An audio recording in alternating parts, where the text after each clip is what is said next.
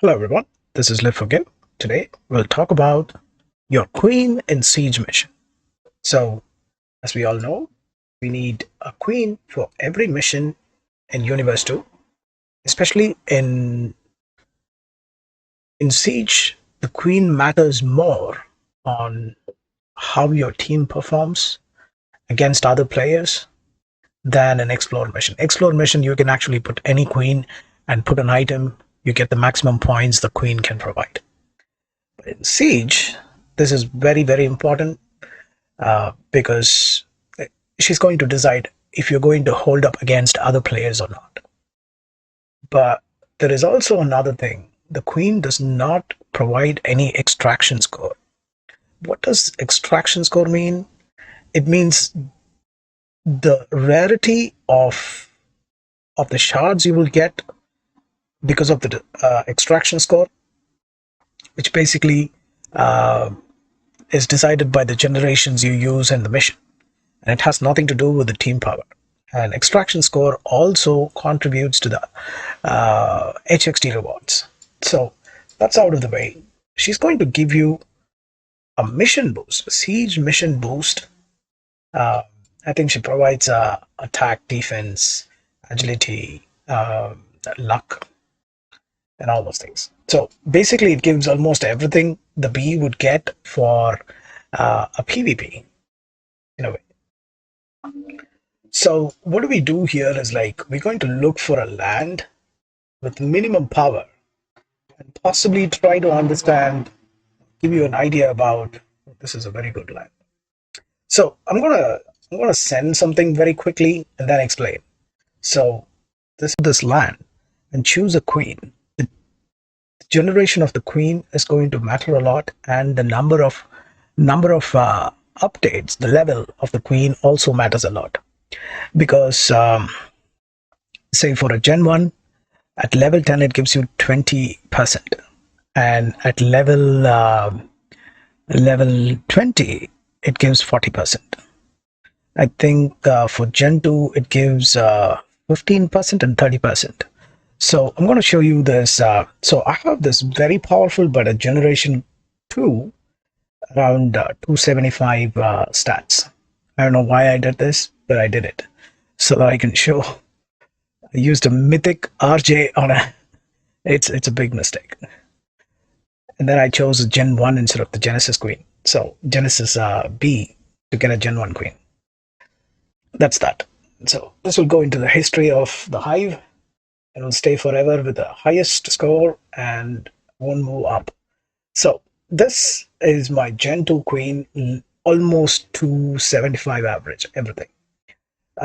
This one is going to give, let's say, I'm going to choose these three Bs, and this is going to give somewhere around 75. But so you can just make a note of this team power.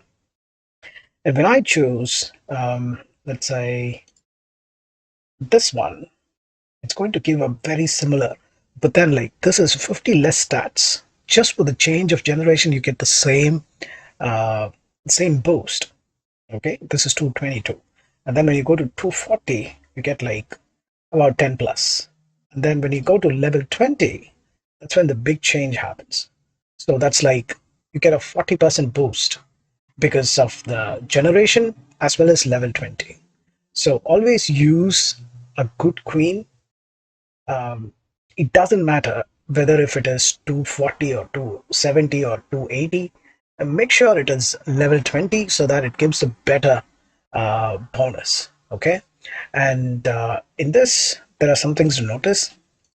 So I'm going to choose again to show you how the time, the number of hours your bees can spend depends on your queen. So I'm going to choose the first queen. It's going to show 550, and I'm going to drop this 510, 440 because of the low health. This is 275, it's 550. But then for 220, you only get 4 hours and 40 minutes. And boom, this is 6 hours, 280. So, and then once you choose the queen, so what if you have bees which are high health, you just send them first. I will tell you why.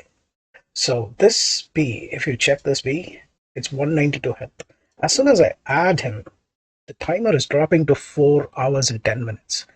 So in this, what I'm going to do is I'm going to look for, okay, so I'm going to send this 1B, and then I'm going to wait to add more, and then I can just add everything basically for the same amount of time.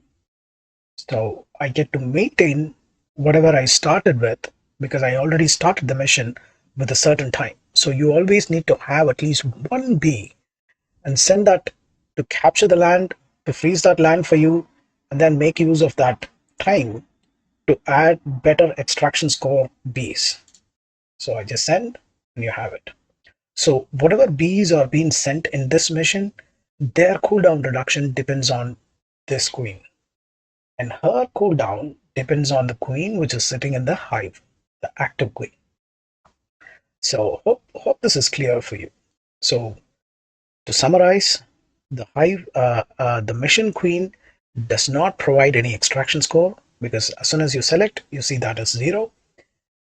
It depends on the generation, how much boost she provides to her bees, and also the generation depends, or the generation also provides a percentage reduction of the cooldown after they finish the mission, and the amount of boost given depends on the level, and the amount of time your bees can spend can only be as much as your queen can stay. I hope that makes sense. If the maximum, even if you have 280 health bees, but if you have a lesser queen, you can only say, for example, if your queen is 4 hours, but then like you have upgraded your bee to 400 health, it does not matter. I will show you an example for that. Let's say for example, this is a 224. I'm gonna add. I'm gonna show you. This is 224. This is 286. So 4 hours and 50 minutes. That's the maximum. But if I'm going to put something like this and then see the same bee, which was somewhere here, I should add. It was a Gen 1, isn't it? This guy, 286. He's gonna maintain that. Okay. So I think we've covered everything possible for Siege. So if you have any doubts or questions, feel free to put it on the comments.